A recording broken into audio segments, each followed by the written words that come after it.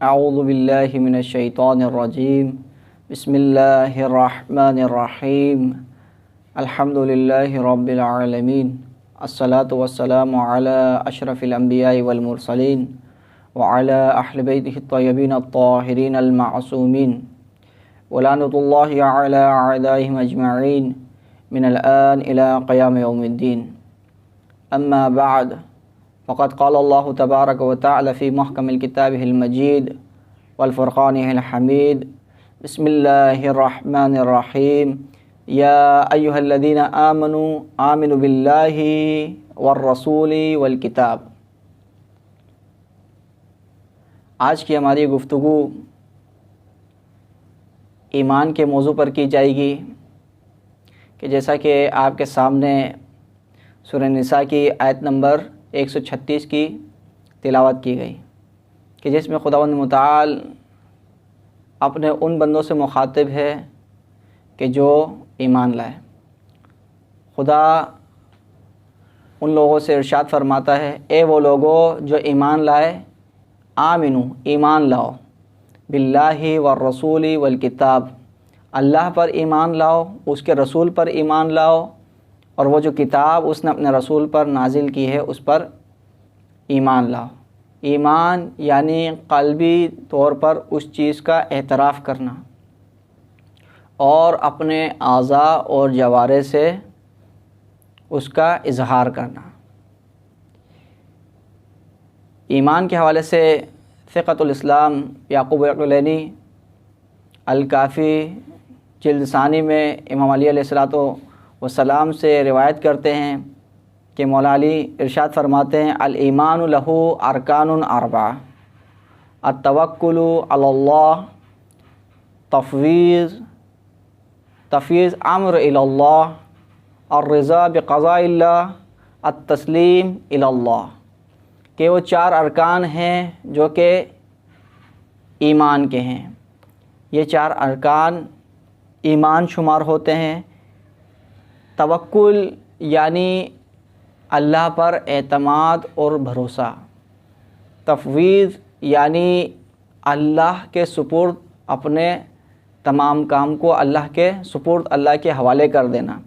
رضا یعنی اس کی رضا میں جیسا وہ چاہتا ہے اس میں راضی رہنا.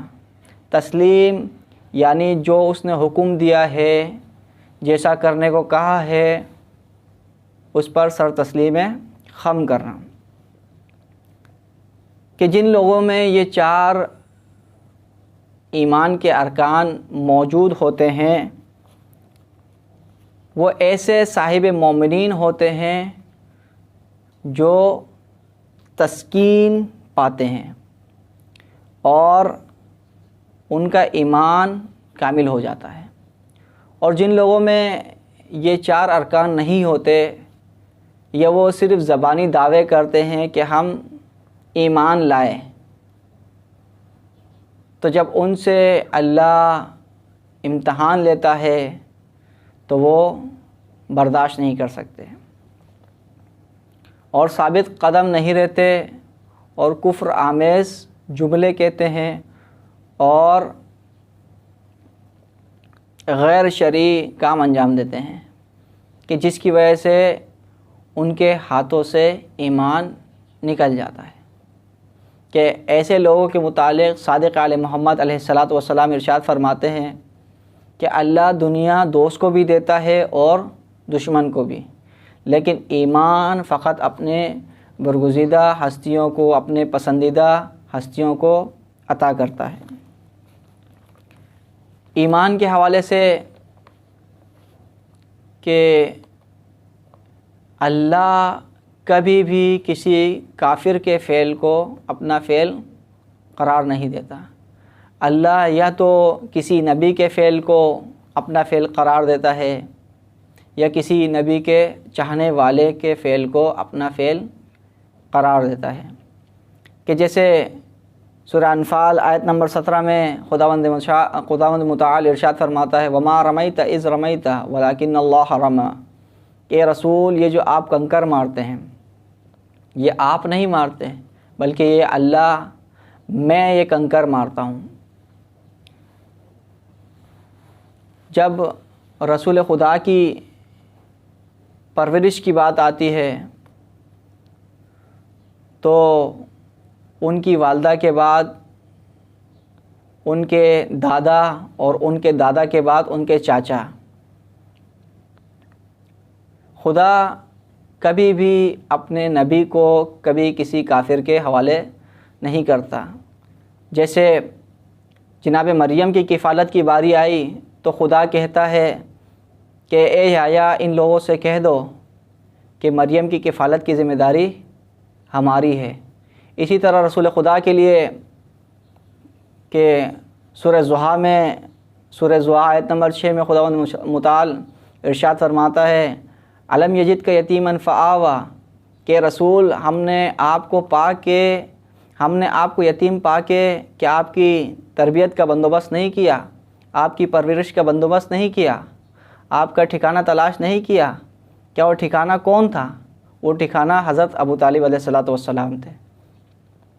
کہ آج لوگ ایمان ابو طالب پہ شک کرتے ہیں کہ چھٹے امام ارشاد فرماتے ہیں کہ کتنی تعجب کی بات ہے کہ خدا اپنے رسول کو حکم دیتا ہے کہ تم مومن مردوں کو کافر عورتوں سے اور مومنہ عورتوں کو کافر مردوں سے جدا کر دو. لیکن خود حضرت فاطمہ بنت اسد کو حضرت ابو طالب کے ساتھ 10 سال تک رکھتا ہے. آیا کیسے ممکن ہے کہ جب خدا خود کہہ رہا ہے کہ مومنہ عورتوں کو کافر مردوں سے دور کر دو، لیکن خود حضرت فاطمہ بنت اسد حضرت ابو طالب کے ساتھ 10 سال تک رہتی ہیں. اور چھٹے امام ایک جگہ ارشاد فرماتے ہیں کہ جس نے بھی حضرت ابو طالب کو کافر کہا اس نے اپنا ٹھکانہ آتش جہنم بنا لیا. کہ ایمان خدا کی دی ہوئی ایک نعمت ہے. مسلمانوں کو بند کمرے میں کان میں یہ کہنا تو سنائی دیتا ہے کہ چچا جان ایمان لے آئیے، لیکن میدان غدیر میں، کھلے میدان میں، کوہانوں کے ممبر پہ، پالانوں کے ممبر پہ کبھی یہ نہیں سنائی دیتا کہ من کنتم مولاہ فہذا علی مولا. بس آخر میں جناب ابو طالب کی شان میں ایک شعر کہ فشار قبر کا ڈر ہے تو ان سے بغض نہ رکھ، کہ مٹی کے باپ کے بھی باپ ہیں ابو طالب.